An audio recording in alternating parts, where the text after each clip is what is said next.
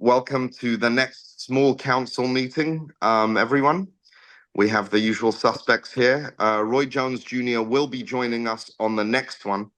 But yeah, let's start with a breakdown of 18. It was a successful event overall. I think the timing between the matches was way too long, but and a couple of other things that didn't go right in my perspective. I think Ashley Raksu and Tristan Ham was a draw.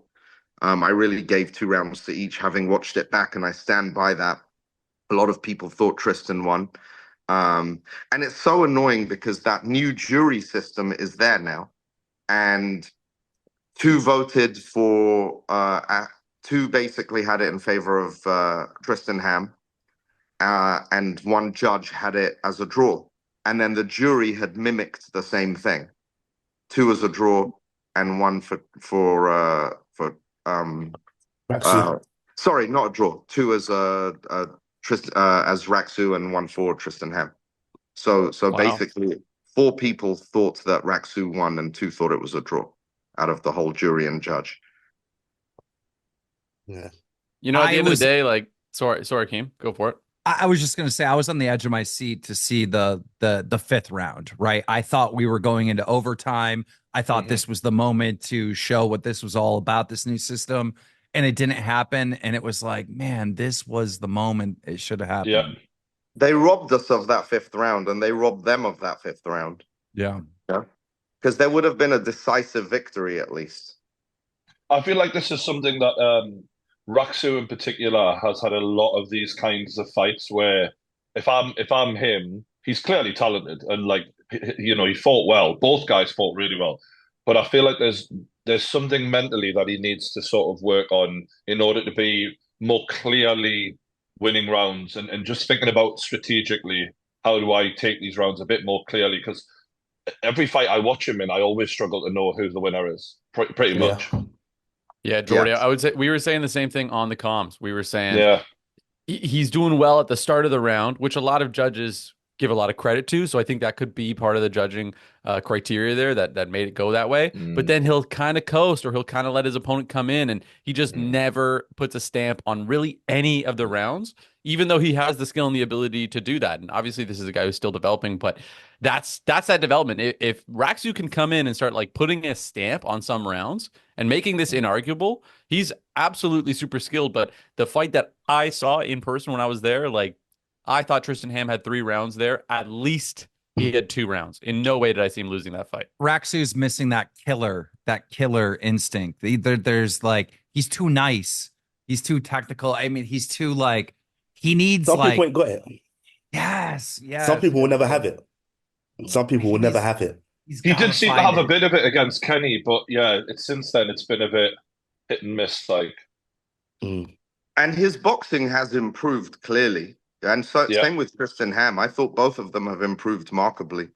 Yeah, it's a shame it wasn't and taking nothing away from Raksu, but again, I do feel for Tristan because I feel for both of them because Raksu doesn't get to celebrate a proper win because the internet also agrees that it should have been a draw or that Tristan won.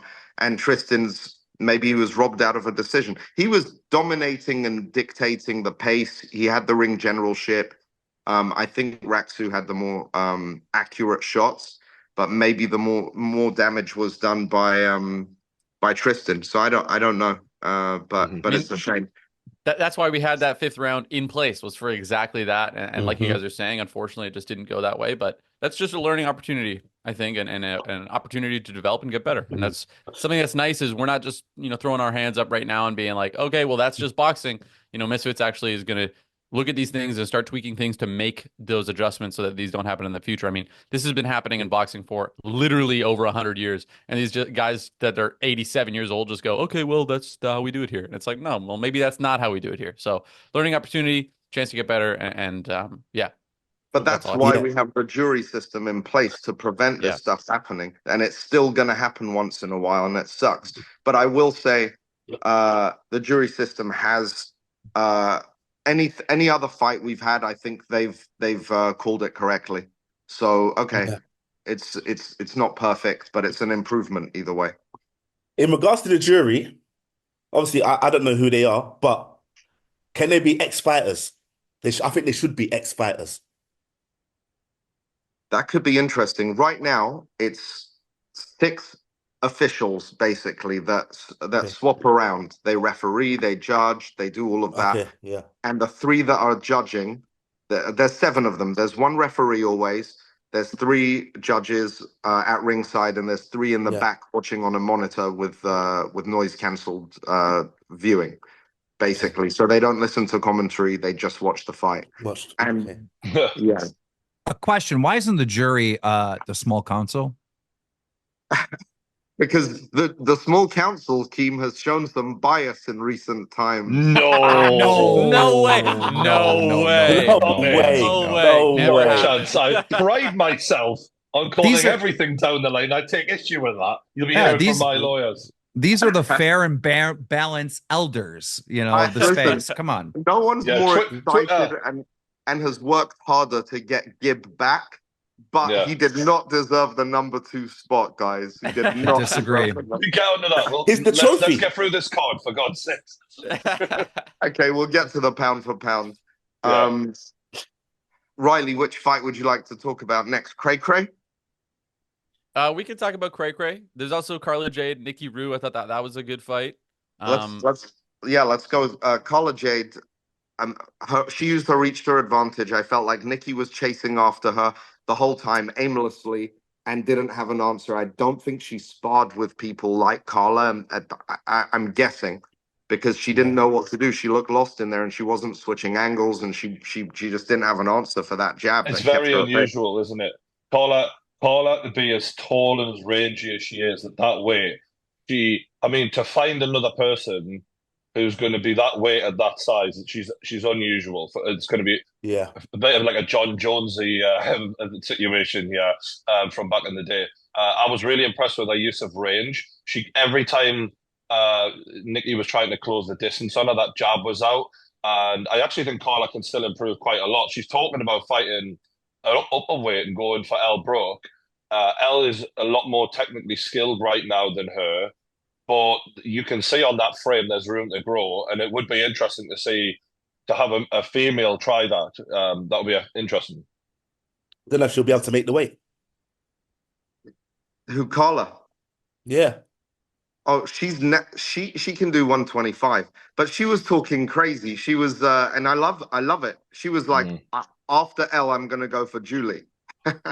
Oh God. I don't know if she can make that. I don't know if she's making that weight. But yeah, in regards to the weight she beat Nikki at, yeah, she I think she's gonna be the champion for a long time. It reminds me back in the K1 days, there was a guy called Semi Shield. He was just tall and massive. Yeah, I remember him. Yeah, and a lot of people found it hard. You couldn't get beat. It was very hard to beat. And eventually someone came along years down the line and beat him. She talks well as well. This is the thing, right? She talks a lot of shit. She's witty, and there's a bit of spite in her, and that's entertaining, man. I was entertained by her. Yeah, she's a villain. She's always going to be a villain. Get in there. I love a villain. We need villains, but Nikki Rue is literally the sweetest human being. She's very nice. And I saw something on Twitter yesterday with Dean and her going back and forth, and Dean said, "You're not a real champion because why are you smiling after you get beat up?" And he was kind of bullying her a little bit. What is going on, man? What is going on? Yeah. Oh God. I do agree a little bit with Dean. Like I'm sick of the sportsmanship. I mean, I really am sick of the sportsmanship. I mean, I get it. You went to battle and you have respect for your opponent now. But it's like, dude, we watched the press conference. We heard you say you're gonna rip your opponent's head off. Like we heard that hate, right? And now you guys have fought, and it's like, oh, I love you so much. Thank you for sharing the ring. And it's like, bro, can we tone that down a bit? If you're gonna commit to this act that you hate this person, you're gonna fuck their girlfriend, their mother, their aunt, every woman in their family tree. At the end of that fight, still be spiteful. All right. Yes. This is the role that you've decided to play. Keep playing the role because it ruins it, man. It ruins it. Yeah, I get it. Like Conor McGregor and Ronda Rousey really did hold that in the UFC, and it helped their career. Like keep whatever you're picking, stay that way and always Yeah. stay that way. The one thing I will give Nikki credit for, when you watch women fight, when you say a woman bleeding like that, it's kind of like, whoa, we don't normally say that. I thought she kept it together quite well mentally. Yeah. If you want to go hug your opponent and say thank you, Daddy, for beating me up, do it in the locker room where the cameras aren't on. Like, come on. Fair. It's but Nikki did have a broken nose. She went to hospital later, and listen, she's just it's a pleasure working with her. But she, even when she disses her opponents, she's kind about it. You know, she's. But yeah, I think she'll learn from that. And then what else? Joey Knight and Cray Cray. Yeah, tough fight. Geordie. You know what? I thought about it afterwards. I thought, feel a bit of a dick here. Because Cray obviously trained hard, took the fight seriously, but equally, I've said this before about Anthony Taylor, and I'll say about any fighter who comes to steal rounds, comes to steal fights. That crowd, the only time the whole night was booing. That crowd was crickets when Cray got his arm raised. He made no one give a fuck. And they said, if we want to watch technical boxing, I'm going to watch Shakur Stevenson.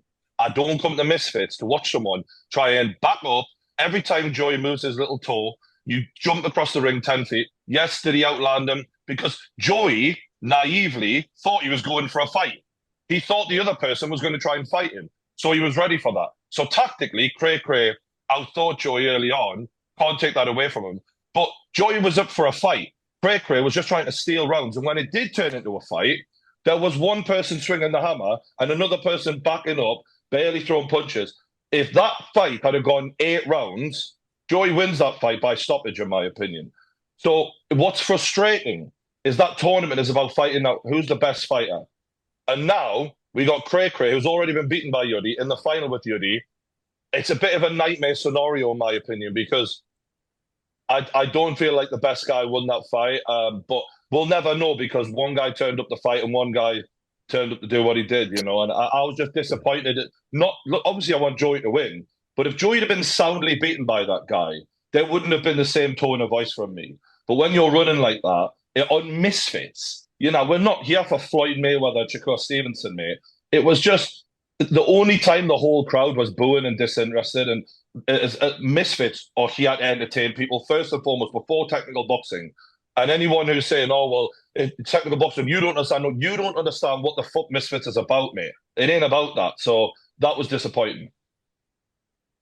Yeah, I think that's harsh overall. Yeah. If it was Anthony Taylor, King Kenny, that warrants that kind of. Do you think throwing one punch in the final round is adequate? But he was gassed. No, he was gassed. No. He definitely lost round 5. Why was he gassed though? He was gassed because he'd been running marathons for 3 rounds before that and got tired. It wasn't. It's embarrassing, man. Listen, I agree with Jordy. I agree with You're Jordy. a fight promoter, man. The last thing Yeah. you ever want to hear as a fight promoter is the crowd's booing, crickets when a man's hand is round, and people shouting, do something. They weren't shouting, do something to Joey. They were shouting at cricket. It was a disgrace, man. Leon, what do you think? First things first, I want to big up little Cray. I underestimated him. I didn't think he had that type of technical ability just to force Joey. Basically, he threw away Joey's game plan. What Joey thought he could do all week, it didn't happen. And I wasn't expecting Cray to box like that. And I think it was great. The first 3 rounds was great. But when Joey was sticking on him, I would have liked to see a bit more firing back, but that would have fell into Joey's game plan. Yeah, it was a safe victory. Maybe he needed to do that to get the win. And Yeah. You're right about Misfits. We want it to be exciting. We want it to be fun. But it wasn't like an Anthony Taylor, King Kenny, where it was, oh my God, this is a snooze fest. Like Anthony, you can't do that. There wasn't much clinching and stuff. He was running. There was loads of clinching, mams. There was absolutely fucking loads of it. He was holding on for dear life for the first round. Every time he got near him. Let me throw in something that people are kind of forgetting here. All right. Joey Knight hits like a truck in a division where most people don't. So the only way that you're going to be able to beat him is you have to hope to steal the first couple rounds on points, if you stand toe to toe with Joey Knight, you are going into the big sky. All right. You're going into La La Land. You're going to sleep. So he had to do that. Right. And even if he played this game where he was saying, I'll stand toe to toe with you and try to get into Joey's head a little bit in that regard, the only way he was winning this fight is if he's going back and doing what he did in the amateurs, which is steal points, get on the outside. Because we saw in the 5th round, that fight goes probably one more round. If that was a 6-round fight, I think Joey Knight probably puts him out of there, right? Because and he even said in my post-fight interview with him, he's like, that guy hits the hardest out of anyone here. But if Cray Cray goes against Yuddy Gang and tries to outpoint him in the same way, Yuddy's going to just run circles around him. So that my only reminder to you, Jordy, is Joey Knight hits really, really hard. Joey Knight, if he played his game, he's done. He has to One fight thing like I do want to say, that I'm not taking, as much as I'm frustrated by the way he fought, everything you just said is true. Like, the skill that Riley and Leon are appreciating, there's no denying it. Like, he has quick feet, quick hands, and he fought in a way that we've never seen Cray Cray fought before. So as Joey Knight fanboy number one over here, I'm looking at Joey going, you turned a guy who stays in the pocket into a guy who does something we've never seen him before. That is impressive on a level. And I give Cray Cray credit. Like, yes, he's really good. He's technically fantastic. I said at the start of the fight, this is the best technical fight possibly we've ever seen in Misfits in terms of level. I wanted more from Cray Cray, and I'll definitely. And here's the thing: what I don't want, and this is the same thing I said about Anthony Taylor when he was clinching and being extra defensive, is we don't want we don't want to encourage and reward fights where people try and do that to one another, because Misfits would go out of business. If every fight was like that, no one's watching. No one's watching. So we just can't have this as acceptable, in my opinion, moving forward. So yeah. But who else can do that, Joey? Can Dean the Great run away like that? Can Yuri run away like that? I think they'd be in more of a competitive fight, because Cray Cray is very unique, and what that speed that he's got is early on, he can steal a few rounds like that. It's quite freaky.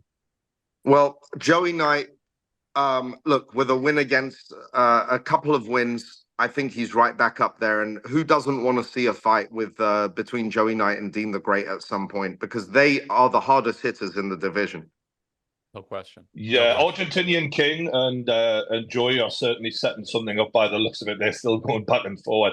I love that fight, because I think Argentinian King is a good fighter, put up a good fight against Yuri, hurt Yuri, hilarious. And I think those two going back and forward in the press conference would be money. So I'm well up for that. And look, credit to Cray Cray, he's a brilliant fighter. I just didn't like the tactics, and I never want to see those tactics in Misfits, ideally. But I guess sometimes people will do that.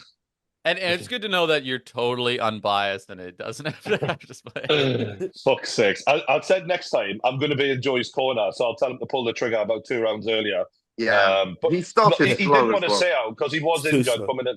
He was injured coming to the fight, but at the end of the day, he didn't want to say out, and I'm just saying it because I think he wasn't 100%, and that didn't help him. But I still think Cray Cray would have stole those rounds even if he was, because it totally caught Joey off guard. Yeah, fair enough. And then the Stake Pro Tournament, Idris Virgo versus Fez Batista, went pretty much how a lot of people expected. I do like that Fez kept getting up like very, very aggressively, but it just wasn't enough. It wasn't enough to get through It was round stopped too early. Fez was robbed. I cannot believe it. I love Fez. I love Fez in the pre-fight build-up was absolutely fantastic, calling him out for the Home Alone look, saying like, "You're what the French call laissez compétent." Like, Fez was great, but it was a huge mismatch, and yeah, I know you took a bit of flack for it, Mams, and it is one of those things where Fez was the only one who had the balls to get in there. Because of the nature of this tournament, we tried to get a few other people, and it was a bit of a nightmare. It was. It was a mismatch, and I think like, what could I have done differently? I needed to come up with an announcement on the next day, and at that point, I'd gone through. It was supposed to be Martin Farouk who broke his hand, so he was really upset in hospital. Really, really upset that he's missing this opportunity, because he's been wanting to be on Misfits for a while, and he still wants that fight down the line when he recovers and heals. But Martin can do it. Joe Laws can do it. Harley Ben can do it. And then Aaron Chalmers, and then a BKFC guy. They all said no, basically. A couple of them said yes, and then turned them into no's a couple of days later. So now I've got 4 weeks left, and I have to make the announcement to sell the card because tickets go on sale the next day. And Fez was knocking at the door all the while. Please, Mams, give me a chance. I swear I can do this. And I really respect that he did that. But yes, it was a mismatch. And then obviously, Chris Avia probably did not expect what he got from Benson Henderson. Benson Henderson is game, man. That guy is game. Yeah, he comes he to stole the fight. show a bit, right? But Benson stole the show with how closely look he battered Avia and exposed him, and then he really pushed Idris Virgo like in there. I mean, that was at the desk. I don't think we had a clue who was going to be called the winner because obviously we're watching it in real time. Maybe Idris did land the cleaner shots, but he pushed him all the way and he made him work for that win.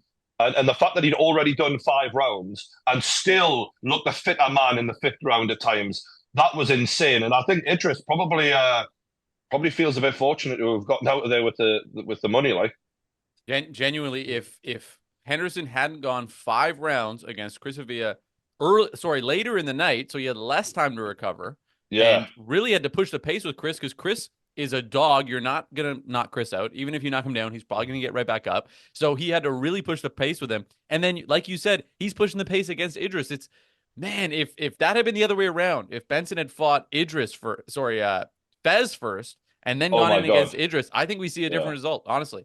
We That's need why to I think see Idris got Benson a layoff. again. We need to see Benson again for sure. Yeah, Benson will be back 100%. I want to make a point about this pro tournament, if this is okay. My thing is, and I've been moaning about this in the group chat, so you already know what's coming. It's about the level, right? I've suggested a pro who is on my show, the Pain Game, Lawrence Oswecki. He has a 10-1 record, which is actually less experience than Idris at the pro level. And that he was sort of rejected because of the fighters didn't want a certain level of guy or whatever coming in. If we're going to have a pro belt, it needs to have pro fighters who have a legitimacy to it. And Idris is calling out Chris Avia, and previously we've seen him call out Joe Weller. I've seen him call out a lot of fighters who I'm like, I don't know why you're actually looking for the.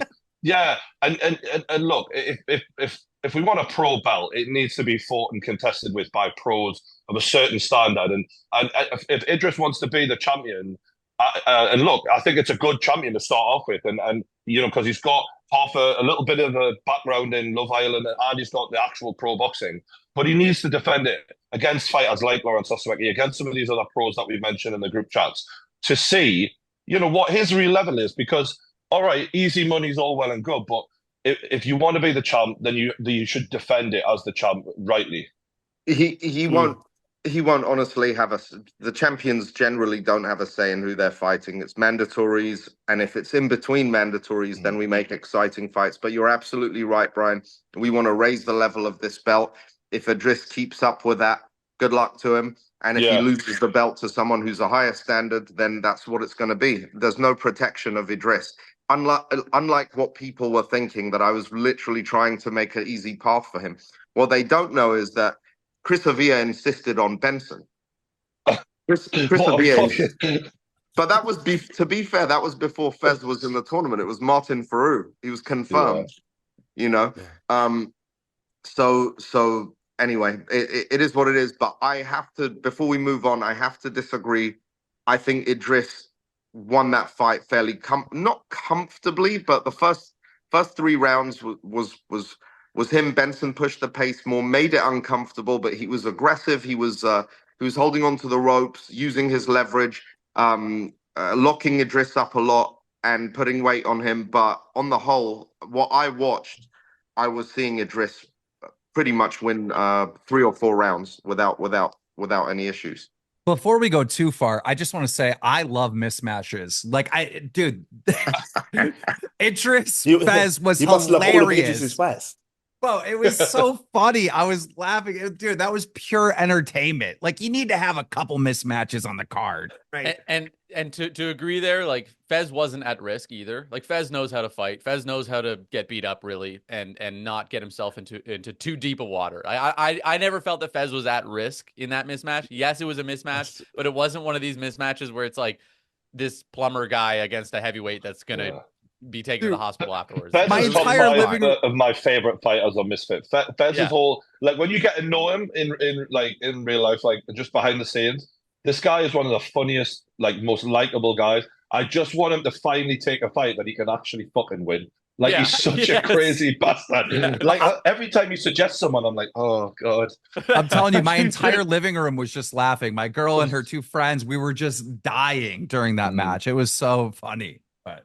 But I'd like to see him go back to 155 and see what he can do because he does have some talent as well. He was just he was up against it.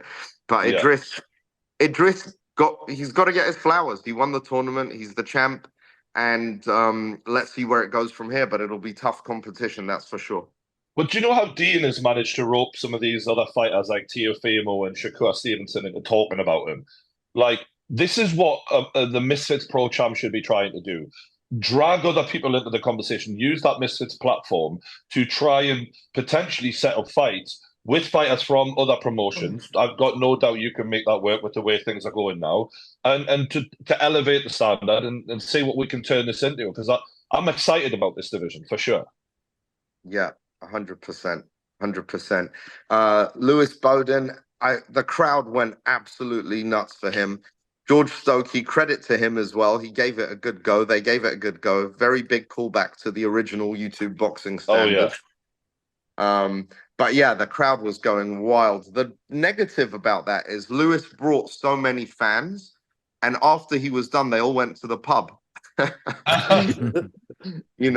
So it was not quite as bad, but it was like a case of when Whindersson fought and all the Brazilians were there, and then after he left, a percentage of the fans left. So that's the thing about having a really popular guy middle of the card.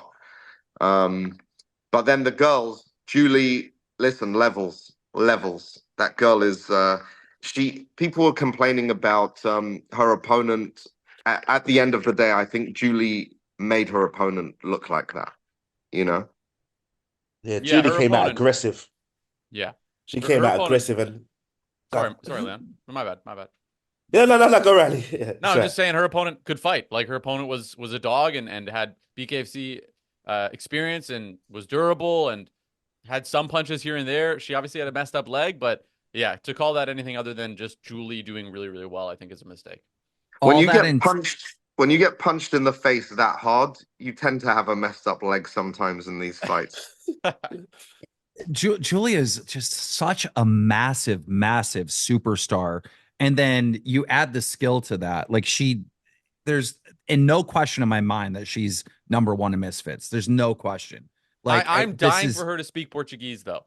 Like talk to your fans. That's her fan base. They're in Brazil watching her fight, and then she tries to speak in broken English instead of just using the translator. Speak Portuguese. Like talk to the people. Like her personality, I'm sure, is just not being shown just yet because she's obviously having a language barrier.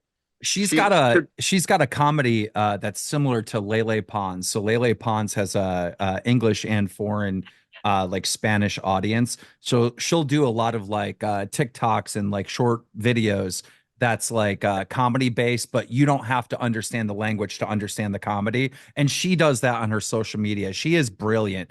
Like everything that she does outside of the ring is just as smart as what she does in the ring.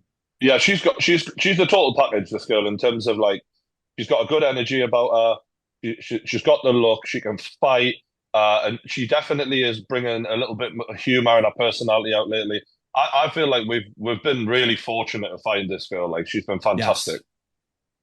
Yes. And she really can fight as well.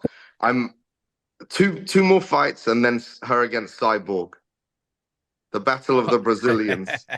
I'd be careful with that though. I'm not saying that we shouldn't do it, but I've watched Cyborg spar Claressa Shields before, And I was like, "Ooh, you're pretty good in the boxing ring as well as the MMA." Like, and I just think we just need to make sure she's 100% ready whenever that is, and I'd love to see it. Yeah, That I video is agree. pretty old though. Just saying. Exactly. Cyborg That kind of worry. wants in I bad. get what you mean. That was when she was in her prime. Yeah. But still, like, it's the reason I'm saying this is when I watched Elle against the bare knuckle girl in the main event. It just, I when I watched the bare knuckle girl growing into the fight, I was like, Elle isn't quite, and I hate to say this because I really like Elle, but she's just not quite as good as I thought she is just yet. She's still got a little bit to go, and sometimes it's only when you try and step up a level that we realize that because she just looks fantastic in most of her fights, you know? Yeah, yeah. I mean, you got to remember, she's Jenny Savage, been fighting all her adult life. This is her Exactly. career. Um, but the fact that Elle can hang, she did win. She was fading in the last, was it the last round a little bit, right? It was I that think she was she won. getting countered on. Yeah. It was the technical boxing that's what worried me. Is I thought like this other girl's going to be a bit of a brawler, and Ella's going to have the technical advantage. Whereas as the fight went on, the other girl, when she got her timing down, she kept landing over and over again, and I was like, you still got a bit to tighten up there. You just got a little bit to learn. Yeah, Yeah. no, she does, and she'll keep growing. But still, Mm. impressive to win a fight against Oh, a she was career fighter. dominant to start off Yeah, with. Yeah. Yeah, I think it's because especially with like beginners, when the fight is a bit too easy, they forget mm. what was giving them success in the earlier rounds, like the jab, the probing, etc. Yeah, Because Elle stopped doing it in the later rounds, and that's what she mm. was gaining success from. Yeah. And we all thought that the girl was going to be a lot more aggressive and be more game, but The yeah, the girl had a good hacker, straight leg. the hacker Leon, was took that the out plan? Mams Taylor. no, I'm Yeah. here. I'm just looking to see if there's any other fights we're missing. Leon, was that the game plan though? Was that like the approach was use the jab, keep her on the outside, or did you and try to bait her in? Is that what you were expecting? Yeah, yeah, yeah. That's what we was expecting. We was expecting that, but it didn't go that Because that's way, and how our last she knockout adjusted came well. was baiting someone in, right, and letting them come onto the shot. Whereas Yeah, that girl, she looked terrified of Elle for the first couple of rounds. Like Elle was really putting like it's a bit like what Vidal's dad does in the gym, how he kind of psychologically just gets you into a yeah. The shell heat. without it. Yeah, yeah, And Elle had her like in a shell immediately, and I thought, oh, she's terrified of this girl, but she that's a part of the problem is Elle just needs to keep her foot down on the neck when she gets her into that position, maybe. yeah. Yeah, I still see very big things for Ellen. I think it was I commend her for the commitment. She's I spoke to her after and her team as well. I'm like, what are you doing now? She's like going on holiday. I'm like, don't take too long a holiday. We got plans. But she talked about taking a longer break, and I did remember, like I thought myself, God, as much as I was saying she's still got bits to learn, of course she has. She's been in this for 2 years. It's amazing how quickly she's gotten this good.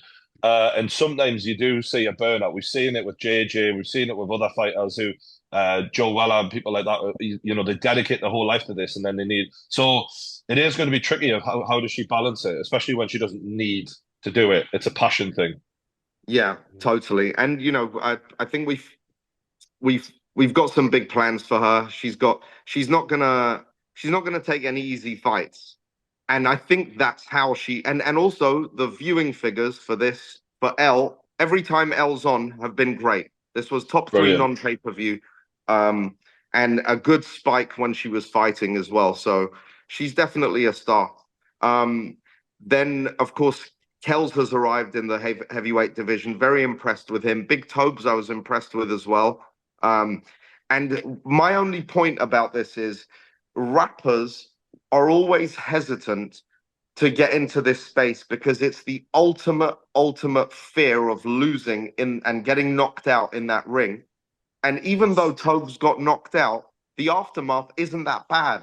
It's not bad. If anything, I think he did well, and people aren't like clowning him like crazy or anything like that. I think he had a respectable performance for his first fight with Misfits, and it should open the door to more rappers and think, okay, you know what? It's not that bad. Win or Yeah. lose, it's an Yeah. How experience. much did he weigh? About 220. The other guy was like 260 or something like that. Is that right? Yeah, yeah. mate, that's you got balls to do that, right? Like it's because they're saying Tyson Fury versus Alexander Usyk, right? At that level, technicality is low, and athleticism is often what it comes down to. And it's just a bigger and stronger dude. So fair play to him for taking the fight. He dropped him. He dropped him bad in the Yeah. earlier in the fight. I mean, Yeah. you guys know this. A lot of it's the tough guy ruse that a lot of these dudes live behind their whole lives, and God forbid they actually risk getting hurt in a fight, right? But Big Tobes showed that he actually is a tough guy. It's a lot tougher to try and to fail than it is to just tell everybody how tough you are and never actually have to back it up. So yeah, all credit to him. He fought a guy way bigger than him. Kells looked terrible in the start of the fight, and then he remembered, hey, I just have to throw straight punches, and I'm the size of a house, and this guy's gonna go out. That's all that it took, and Honestly, it worked. Yep. I think, And I think Big Toes needs to go down to Bridgerweight 100%. if he wants to really embrace the Misfits journey. Then fight a better weight class, Bridger. yeah, who would you put Kells against next? Kells. what about Minicon or someone like that? Minicon's a cruiserweight too now. light now. Yeah. Oh, really? What about Chase? Kells- If Chase, I was gonna say, I think Kells needs one more fight for experience, then he could challenge Chase. They're both big boys. is Surely, Tempo up anytime soon? Yeah, Okay. working on tempo. you know how you're obviously building up your boy HS. Uh, Chase HS Tiki Toki. That is a brilliant fight. Surely at some point. At It's some scrappy. point, but Tiki Toki is like 205 pounds, you know. He could probably go down a little bit more as well. And yeah, I don't know. Maybe maybe against Tobes would be a decent one because they're more similar weight. I think Yeah. Toes might be a bit. I think HS Tiki Toki is more of a natural boxer than Chase is, though. Chase is a hell of an athlete, but HS just seems to have that knack for throwing punches quite naturally early on. What I've seen is that he's got this radar and he knows how to find someone's chin. The guy's had about 13, 14 boxing sessions in his whole life, but he did point karate competitions when he was a teenager, you know, and then he hadn't done anything for years after. But he's got this knack. We need a fight for him to showcase a bit of what he's good at, because as good as that, like it was nice to see him get in the ring. We've been excited about him. But the other guy really let us down, I feel like. So we need to put a decent fighter in front of him who could show a bit, give him a challenge. Chase Are you is questioning tough. George Fensom's dog? That guy sucks. I'm sorry. I hated George Fensom. I'm just straight up. I just couldn't stand him. It was when he cowered. Was that the guy who? So at the press conference, he sort of lay on the floor, just holding, Oh yeah, caressing himself. Yeah. It was quite. And then when he did the same thing in the ring, I was like, "Wow, this is just mad." Like, Wow. it's just weird. Like, it's very rare that you watch fighting and say "wow" because it's kind of all wow, right? But that was a real wow moment. Like, fucking hell. All right, and then the big moment, Gibb coming to the ring, making it official. That definitely had the community going crazy. Slim now headlining alongside Gibb on a massive pay-per-view, the biggest pay-per-view of the year. Slim gets his chance. He's always wanted to have this limelight, and Gibb makes his return. And I think the cool thing, honestly, I had to really try hard to keep this a secret. And towards the end, a couple of people walked into the dressing room like about an hour before Gibb came out. Things like that started happening, and I was like, no, because I worked really hard to protect that secret. But yeah, we also need to give you a bit of credit, right? Because you get a lot of fucking shit from Twitter and everyone else. And after talking to you privately, I know how hard you worked to pull this fight off. And realistically, you went above and beyond, right? I'm just going to say that. In my opinion, you went above and beyond belief with the way you've looked after these boys. And a lot of criticism is given to you every now and then. But people need to be grateful because you've done this for the community and you're trying to give the fans a fight that they have always wanted. So well done, mate. Thank you. This is such an important fight. It's so important. Like, maybe if you're a new Misfits fan, maybe you can downplay it. But if you've been here from the beginning with influencer boxing, you've seen the career of Gib, you've seen the career of Slim, and the fact that like these two worlds are about to collide, it just goes to the absolute core of influencer boxing.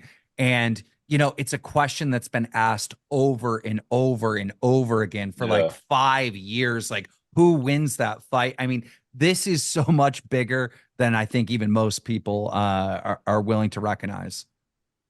Yeah, it's really truly, to me, it's a 50-50 fight. Leon, I know you'll think different, and you have to. No. I'm honest. It's a tough fight. It's a tough fight, but it's one of them fights where the attributes of each fighter. So it's down to the fighters to make sure they know what they're doing and stay focused. That's it. True, but we haven't seen a good fight. Yes, and we haven't seen Gib in a long time, and we haven't seen Slim in a long time. What are they going to be bringing to the table that's new, that will be unexpected for the other fighter that they haven't prepared for? That's the question, I think. And Nothing. That could be It's just listen. What got stuff? He's bringing to the table the same thing he brings to the table. That's it. Yeah, it's going to be Gib the Brawler, and it's going to be, Slim the Sniper. Like, that's Gibbs what we're looking at. Gibbs not a brawler, though. Gibbs not a brawler. He's a pressure fighter. He's a technical pressure fighter. He knows how to scrap. He knows how to bring it. And Gib is good in the clinch. I think that they have polar opposite strengths, and it's going to be who is able to execute their strengths best in this fight. That's why it's such an exciting fight, is because depending on, like Leon, like you're saying, depending on who's able to start that momentum into fighting their fight, that's going to be. I feel like because of the levels, a lot of people, like, they're young in their boxing career who we've got on board at Misfits. So often it can be kind of easy, personally anyway. I think a lot of us probably feel this way, to predict a lot of these fights because we're like, okay, at least to give a heavy. But on this one, this for me is like trying to predict the elite boxing matches, because they haven't got many opponents in common. Like, they've both been so dominant. Like, it's a very hard fight to break down, and I'm excited, man. It's going to be amazing. What does winning mean in terms of the consequences and what follows in this fight? For me, I think it's more important than almost any fight we've had, with the consequences of the win and a loss. Do you know what this means, in my opinion, lads? As someone who's been around from the get-go, as a lot of us have been, yes, KSI and Jake Paul are like kind of at the top, right? We kind of acknowledge them as the top two guys. But when we look back on this, and as an era of influencer boxing, crossover boxing, we're going to also then look at, well, who was right behind that? Who was like the guy just behind that? And for me, whoever wins this fight, you're really pushing yourself into the top three almost there, of like, it's then you. After KSI and Jake Paul, it's you. And that's massive, really. Yeah, that's exactly what I was going to say. Whoever wins this will get that second place in Misfits, or third if you're including Jake Paul, forever. That is like in your career forever. That's where you will be placed. Yeah, that's true. This feels like game's not over to the fat lady singing, but KSI and Jake Paul. Obviously, if we don't get that fight, this feels like the fight that, if this had slipped through our grasps, would feel also like we'd been robbed. But it isn't. We're getting it. We're finally getting it. And obviously, KSI, Jake Paul, we all want to see that fight happen. I'm still hopeful for it. But if that one does slip through our fingers, then at least, we have this. We have this coming together of influencer fighting. I've been involved in the big fights. I've been involved in all the big fights. Let him know. Hall of Fame me. I need a blazer. What kind of blazer we get for the Hall of Fame? I love it. We want the ring, the Hall of Fame blazer, everything for Leon. And also, look, this is Gibbs' first title fight officially, right? Like, it will be, and I know that Gibbs has sort of put down the titles a little bit in the past, but Slim has legitimized that title. That title has meaning to it. It has value to it now. And for Gibbs to win that also would be a hell of an achievement to take the title from the champ. And then we get maybe Salt Poppy Gib. We can do all sorts of things. Bro, That is a beautiful fight. And look, I've got all respect in the world for Slim. I'd give him a 50-50 chance right now. I'm not writing him off. But if Gib did win, a Sol Pappy Gib fight would be unbelievable. Salt Pappy, you think after we snap the snapper, we're going for these people below? You're crazy. They're not in our realm. They're not in our realm. You're not looking in up, our bro. realm. You're looking up. Yes, it's up. I disagree. Up, up. Nah, No that's a but way fact. on Leon, earth. Look, I get you, right? I get like everyone wants to punch up, but Sol Pappy Gib, just from a fan point of view, would be an amazing fight down the road. But let's 100%. see how I this one think, plays out. I'm excited. well, Salt Pappy will be fighting King Kenny, and that's for Ooh, the that's a number great one. fight. That's for the number one contendership. Gib has history with King Kenny. They Yeah. didn't finish. They didn't finish the story. If Gib were to beat Slim, I still think have one or two more fights with the top level influencers, then move on to different territory, to elevated territory. But people still would want to see Gib versus Kenny or Gib versus Salt Pappy for sure. Yeah, and then maybe look at MMA guys or whoever. Yeah, that would be brilliant. Yeah, and also let's not write off the sniper. If he ends up winning this, same story. He'll have a rematch with Salt Pappy, or he'll be fighting King Kenny.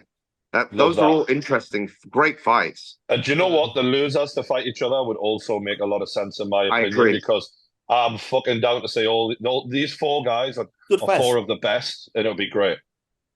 Yeah, I agree. Okay, now let's go to the elephant in the room. Riley and I started off very sensibly, nice pound for pound lists for the men. The women, I think we were all agreed on, more or less. But yeah, Gib number 2, very controversial. You've let us down, Mams. Can I just say? Because we're supposed to vote on this and be united as a small council, and instead he goes running to Twitter. It wasn't me. It wasn't me. I know Pathetic. you threw us under the bus. Right, royally shafted us. All right. I want my Is vote to that- be anonymous. Is that the rule? Is that the rule? We have to In be a future, united. you got to front up for us. Okay, fair enough. But you know what? For me, You know why though? You know why? Let me just say, it was Keem. He manipulated. He manipulated everyone because he Keem wanted did a get us a bit. reaction from a certain someone, and he Yeah. got it. I see. I disagree with that. I think, Gib clearly. First of all, my first argument was this: should Gib be in this pound for pound list? He hasn't competed yet in Misfits. You guys said yes, he should. Okay, if he's going to be, then he's got to be number 2. Because when Gib is posting a Twitter video, right, talking about this, he's getting 600,000 views or 1 million views. I don't even know what it's up to now, right? The star power of Gib is so much bigger than many of those people on the list, Dean and Slim. It's just it's like a times, like not even 10, like times 25 or something, star power. So it just pushes him to the edge. Plus, he's got that pedigree of being here from the very beginning, fighting all those tough opponents. I mean, come on. And that's why it was fine, because Gib is the man. Like, there's just no two ways about it. He's absolutely one of those guys that you see him in this space, and it's like, that guy is the man. So yeah. I get it. I had no beef with the list going up, but I'm just saying, for My me, I was rationale- like, I don't know what that is. Here's the thing, though. I think if we're talking about who deserves it, I actually really rate Anthony Taylor. I think now where he is at, he should be really high on this. But again, audience-wise, he doesn't do what Gib does, and it's a huge difference. Obviously, I rate Slim and Dean.